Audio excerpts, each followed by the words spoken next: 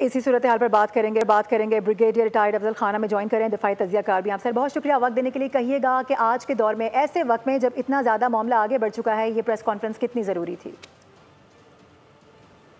اس کے بارے میں میرا جہاں تک خیال ہے اور میری جو رائے ہے، میں وزیر کے طلال چودھری کے اور جو دوسرے ان کے ساتھی ہیں اس کے پوائنٹ آف ویو کو پوری طرح سپورٹ کرتا ہوں.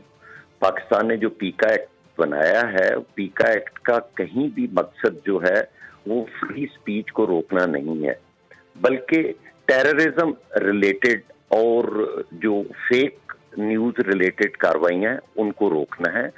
اور دنیا بھی اب یہ آپریشن بنیان مرصوص کے بعد جو ہے پاکستان کے اس پوائنٹ آف ویو سے ایگری کرتی ہے، اور مجھے امید ہے کہ جیسے اب ہماری یہ کارروائی ہے اس کو دنیا بھی اسی طرح سپورٹ کرے گی.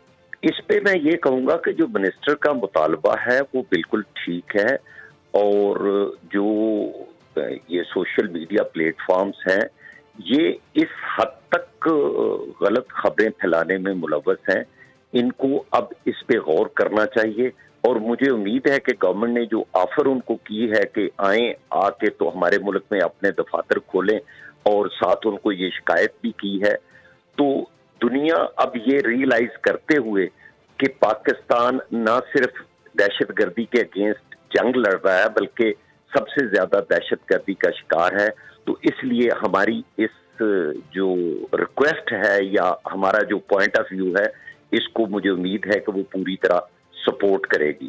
اور یہی امید میں اپنے لوکل میڈیا سے بھی، جو مین میڈیا ہے یا مین میڈیا پہ جو لوگ کام کرتے ہیں، ان سے یہ توقع رکھتا ہوں کہ وہ گورنمنٹ کے اس پوائنٹ آف ویو کو سپورٹ کریں. ٹھیک ہے سر، بہت شکریہ بولیں اس کو وقت دینے کے لیے.